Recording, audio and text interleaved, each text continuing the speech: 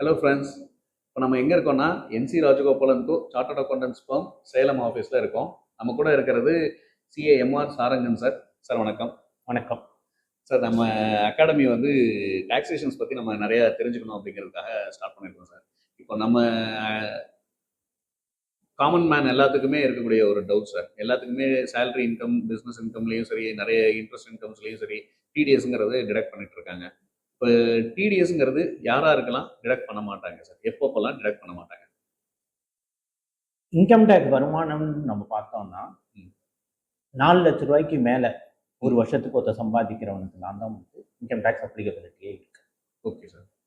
4 லட்ச ரூபாய்க்கு மேலே சம்பாதிச்சாலும் 12 லட்ச ரூபா வரைக்கும் சம்பாதிக்கிறவனா இருந்தால் ஒரு வருஷத்துக்கு, அதுக்கு கம்மியா இருக்கிறவங்க வருமானம் சம்பாதிக்கிறவங்களா இருந்ததுன்னா அவங்களுக்கெல்லாம் டிடிஎஸ் பிடிக்க வேண்டாம்.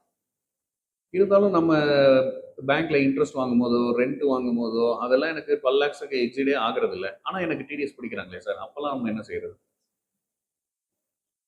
அதுக்கு நம்ம வந்து ஒரு ஃபார்ம் வந்து சப்மிட் பண்ணணும். ஓகே.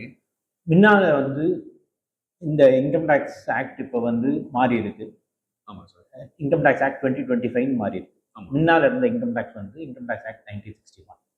அப்போ வந்து இந்த மாதிரி வருமானம் கொடுக்குறவங்க எல்லாருக்குமே நம்ம 15G and 15Hன்னு ஒன்று கொடுத்துருக்கோம். இப்போ வந்து இன்கம் டேக்ஸ் ஆக்ட் 25ல 121 ஃபார்ம் நம்பர் 121 இப்போ புதுசாக இன்ட்ரடியூஸ் பண்ணியிருக்காங்க. ஓகே. அதை கொடுத்தோம் அப்படின்னா அதில் நம்ம டிடிஎஸ் பிடிக்க வேண்டாம் அப்படின்னு இருக்கு. இப்போ இதில் எந்தெந்த இன்கம்க்கெல்லாம் இந்த ஃபார்ம் கொடுக்கலாம் சார்? 7 வருடமான வருமானம் சம்பாதிக்கிறவங்க இந்த ஃபார்மை கொடுக்கலாம்.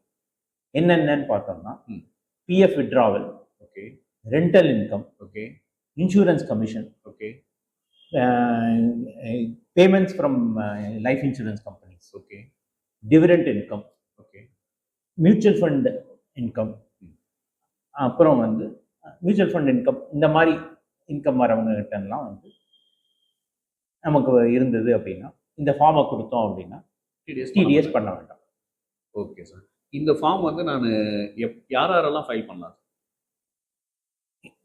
இண்டிவிஜுவல் ஆர் ஹெச்எஃப் அப்படின்னு இருக்கிறவங்கெல்லாம் இந்த ஃபார்மை கொடுக்கலாம்.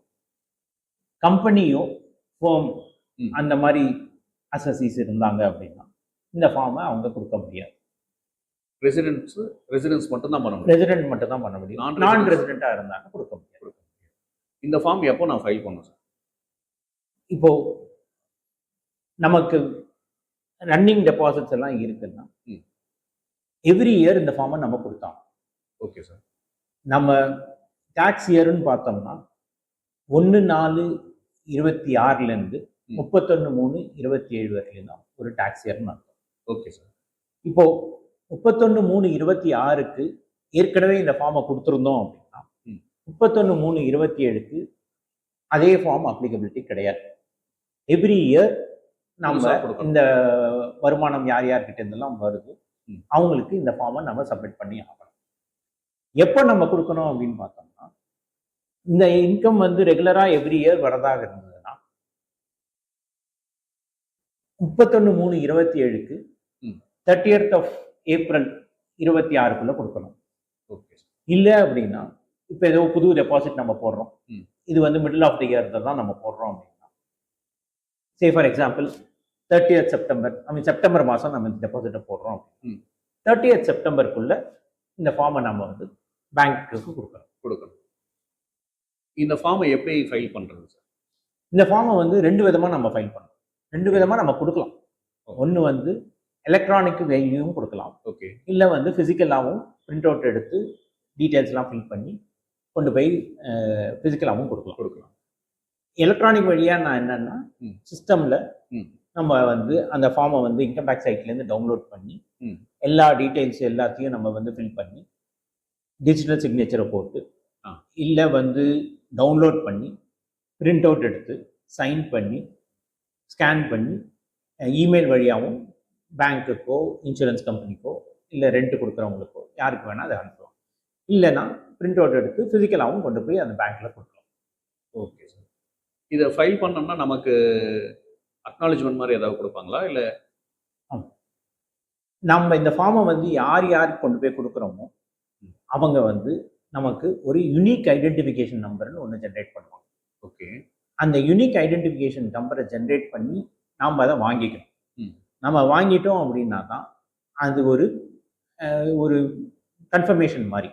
நாம் இந்த ஃபார்மை வந்து அவங்களுக்கு நம்ம கொடுத்துட்டோம், நமக்கு அந்த யூனிக் ஐடென்டிஃபிகேஷன் நம்பர் கொடுத்தாங்க. இனிமேட்டு சப்சிக்வெண்ட்டாக நம்ம இன்கம் டேக்ஸ் டிபார்ட்மெண்ட்டில் இந்த வருமானத்துக்கு உனக்கு டிடிஎஸ் இருக்குது, நீ டிடிஎஸ் கட்டி தான் ஆகணும், பண்ணியிருக்கணும் அப்படி இப்படின்னு ஏதாவது ஒரு நோட்டீஸோ இல்லை ஏதோ ஒரு டிஸ்பியூட் ஏதாவது வந்தாலும் இந்த யூனிக் ஐடென்டிஃபிகேஷன் நம்பர் ஜென்ரேட் பண்ணதை நம்ம காமிச்சிட்டோம் அப்படின்னா நாம் இந்த ஃபார்மை வந்து அவனுக்கு சப்மிட் பண்ணியிருக்கோம், அவன் டிடிஎஸ் பிடிக்கக்கூடாதுன்னு நம்ம சொல்லியிருக்கோன்றதுக்கு அர்த்தம். கன்ஃபர்மேஷன். ஸோ அப்போ யூனிக் ஐடென்டிஃபிகேஷன் நம்பர் இல்லாமல் அந்த ஃபார்ம் கொடுத்து பிரயோஜனம் இல்லை. ஆமாம், பார்த்துவாங்க ஃப்ரெண்ட்ஸ்.